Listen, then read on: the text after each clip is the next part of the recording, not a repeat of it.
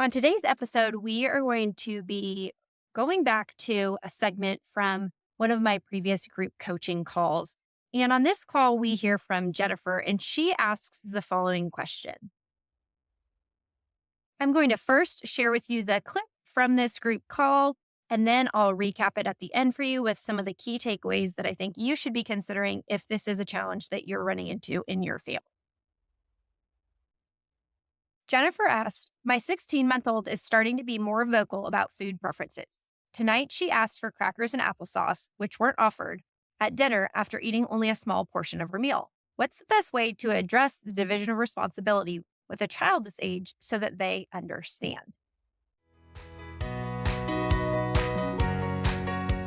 Hey Mama, I'm Ashley, and welcome to the Veggies and Virtue podcast. In this podcast, you will find simple menu ideas, kitchen organizational systems spelled out for mom life, and feeding tips and tricks that are both evidence-based and grace-laced. I believe that you can find flexibility when it comes to feeding your family so that you can feel calm, capable, and connected in the kitchen. As a registered dietitian and Christian mom of 3 myself, I want you to break free from the mealtime battles and to feel equipped while feeding your kids all day long. Pull up a stool at my kitchen counter and let me pour you a cup of coffee and say a quick prayer for you. It's time to chat about the meal times, messes, moments, and ministry of motherhood.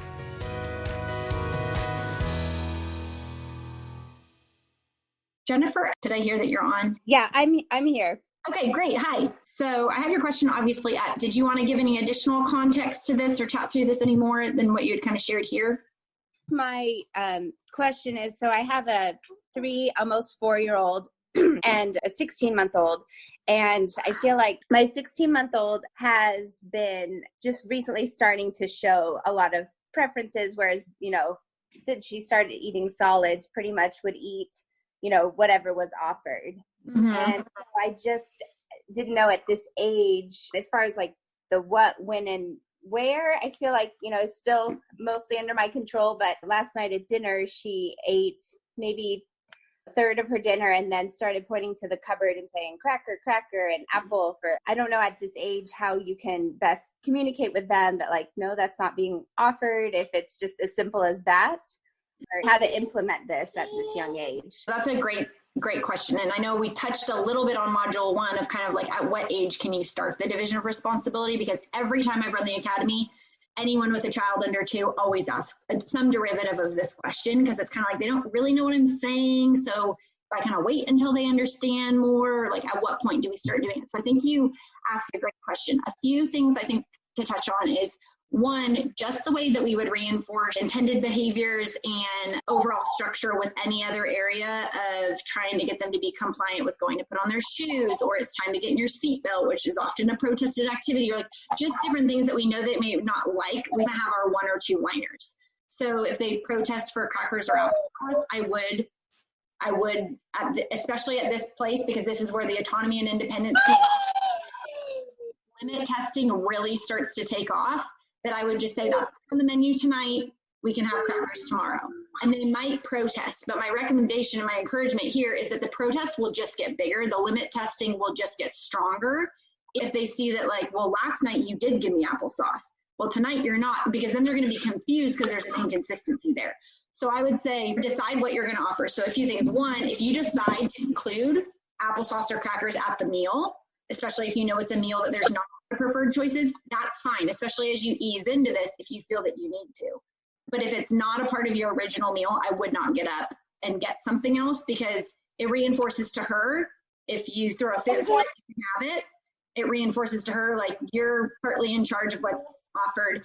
And another challenge that can come in is with your older daughter, if she kind of starts to see like, well, hey, how come she got to like get something on request? Does that mean I can just ask for it, or now I'm big enough I can just get up from my chair and go get it? So it can create some real challenges in kind of the boundary setting, especially with several children of different ages. That said, to kind of go to like the root of where I think we're getting at with this is going back to like the week 1 underlying anxieties and the concerns that we have, and some of the fears that we have of like, but they didn't eat. I would say that is where we just have to start to really like trust and promote that self-regulation, because a 1-year-old is no less able to self-regulate than a 2 or a 4-year-old. If anything, they're normally better at self-regulating because they haven't had interruptions or people intervening where maybe they didn't need someone to intervene on their ability to self-regulate. So I would just try and very calmly, very consistently stick to, that's not on the menu tonight, we will have it again tomorrow, and make it regularly available so they see it's still something that they get to have, but it's not on demand or with protesting or things like that. Does that make sense? Or does that bring about any new questions for you? No, that does make sense, because I think overall she's still, I would say, not at a picky stage yet. And I do remember the older one around 2 or something is when she really, her preferred foods did to get a lot more limited. So I'm really hoping to alleviate some of that. But yeah, I think that makes a lot of sense. Yeah, and I encourage you there too, because I think each of my kids have shown pretty preferential eating habits early. And it's kind of like when they're at this like early impressionable age, we kind of think like it's so innocent, like we kind of feel like they're still a baby. And so it's like we need to make sure they eat, and we're kind of willing to just give them what we know they like. But that's where we start to see the pickiness take off all the more, because we're catering to that love it list. And all of a sudden that love it list gets so much more defined, because anytime they don't want to eat what's offered, we just give them those foods. So they kind of learn like, why would I eat the other stuff? I can always have that. So between 16 months and 24 months, we can quickly see how this cycle begins of, it was really innocent and well-intended to begin with, but if it becomes a habit and we habitually do this, I mean, it's one thing if you're at the doctor's office, you're trying to like tame one kid while your 4-year-old's getting their 4-year-old shots or something like that. There's times to use it if you have to. But if it becomes habitual, it can really perpetuate more problems and more picky eating down there. Not to get into a different tangent of like food throwing, but at kids at that age that start to kind of test out these behaviors to see like, well, does this get a reaction? Does this get the attendance, get the desired outcome that I wanted? And they just test those things to see how we respond. Where if you stay pretty consistent with it, kids are going to be kids. They're going to ask for things when it's not offered. I mean, my 6-year-old who's been born and raised with this still will sometimes be like, well, I wanted this, because they're going to be kids, but it's not an issue. It's not a conflict. It doesn't like develop into anything. So I would say, as much as you can kind of nip it in the bud now, it'll save you some stress and potentially, more significant picky eating down the road. Okay. Yeah. And you just mentioned food throwing, and she's definitely starting to be at that age and dropping her plate and her cups. So yes. It's my son is 17 months. So I'm like right in your world, living and breathing it. And same sort of thing. Like I catch myself all the time being like, it's so easy to just like reach for the food I know he'll eat. But then at the same time, it's like, I just know it's such a vulnerable window, and not in terms of like he's going to starve, but a vulnerable window in terms of like setting this foundation as well as I can so that he can continue to just thrive in whatever ways his appetite and food preferences are going to develop. Okay. Yeah. Thank you. Sure. No problem.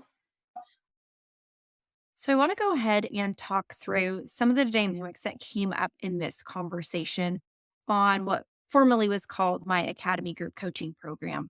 And that's because, especially if you have younger kids, or in the case of this mom, she has older kids as well. But when you have a younger child and you're trying to implement and establish this responsive feeding approach, often referred to as something like the division of responsibility, it can feel conflicting as a parent to know how to navigate it, because we look at these kids still not necessarily understanding everything that we're saying. And so often we feel that maybe our behavior is exhibiting the love that we want, or the boundaries that we put in place to really show. And so what I want you to take away from this conversation with this mom is that while responsive feeding does evolve over the lifespan and with different ages and stages, we can still begin establishing it very early on.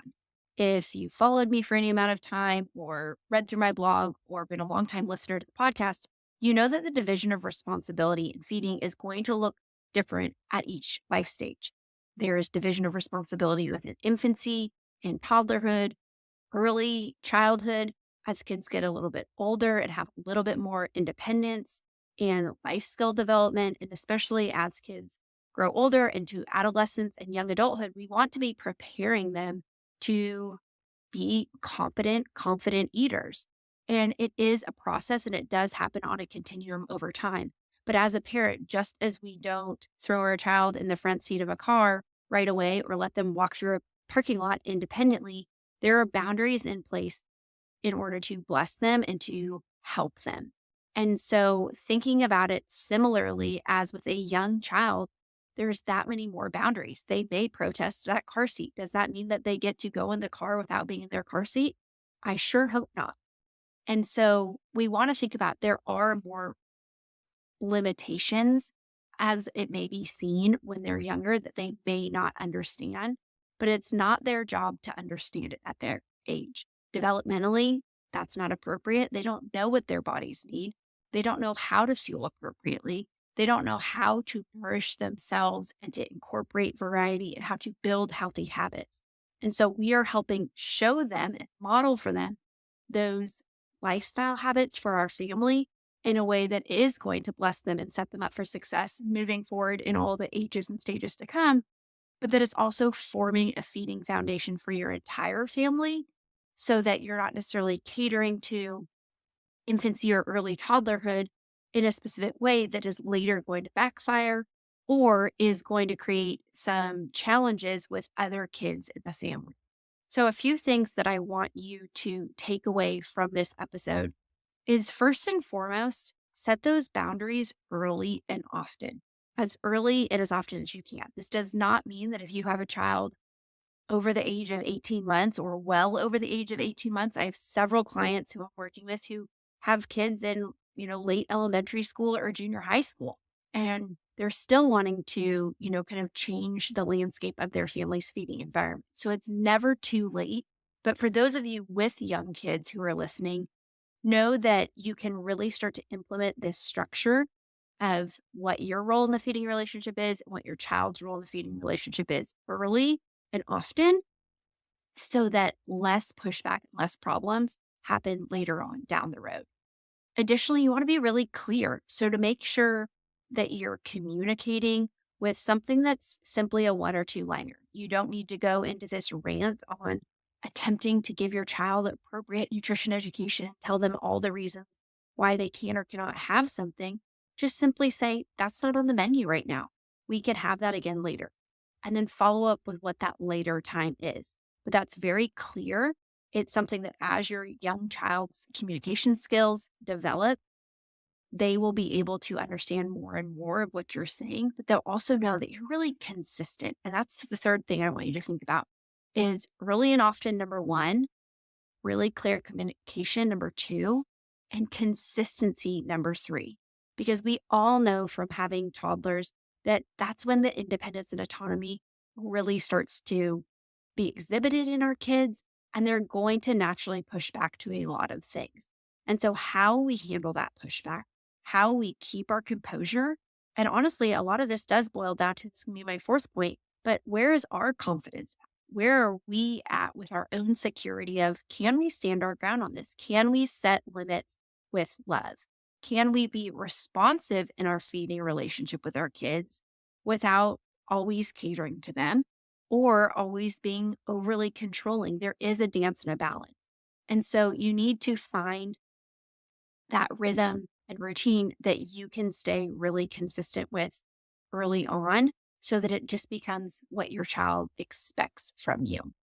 The fourth thing I wanted to highlight is to identify any insecurities or underlying anxieties you might have, particularly if you had any sort of traumatic experiences with your child, maybe being in the NICU or being given a diagnosis of failure to thrive, or if they had poor weight gain, or if breastfeeding or formula feeding was a struggle, introductions of solid, any of these early life experiences that you share with your child can be some of the underlying reasons why it's harder for us as parents to maintain some of these boundaries and to implement some of this structure.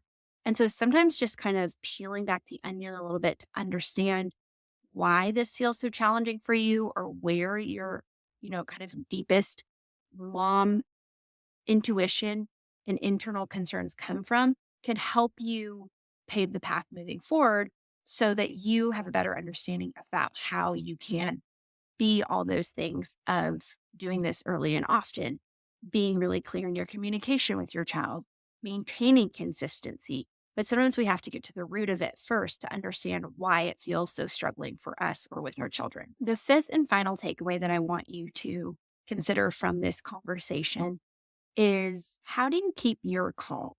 And the reason I say this is because, as I mentioned in the conversation with this mom, there are times and situations where we do kind of act out of the norm and let some boundaries go in order to keep the peace. That's motherhood.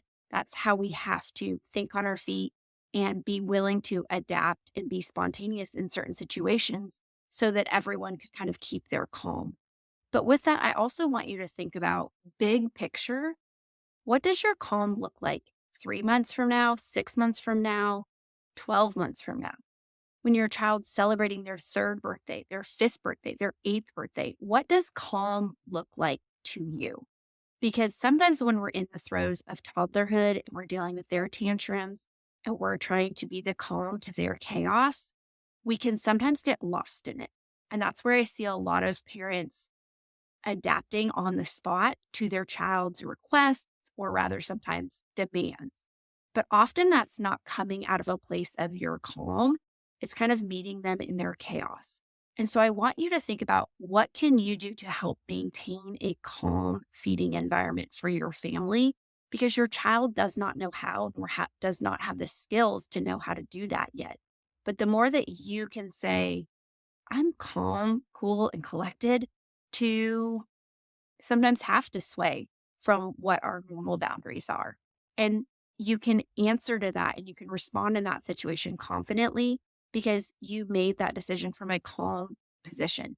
But if you find yourself being really reactive and kind of adding to the chaos of these temper tantrums or these, perpetual snack requests or a lack of structure and things like that, my guess is, from having seen this with so many different families that I've worked with, you're not coming from a place and you're not operating out of your own calm.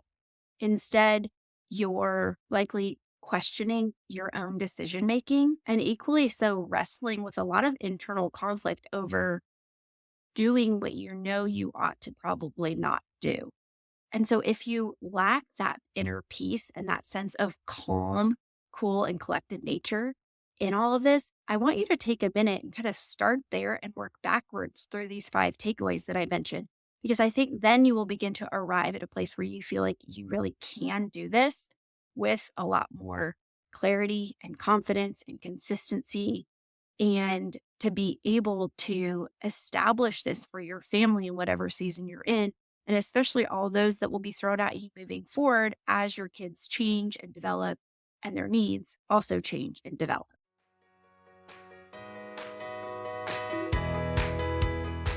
It has been a joy having you on the podcast today. And if you've enjoyed it as well, I have a quick favor to ask.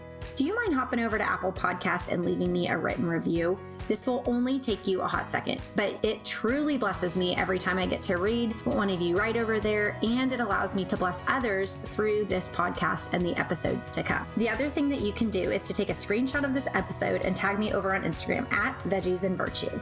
I would love to see what action steps that you're taking from this episode, and also to support your family in the journey moving forward.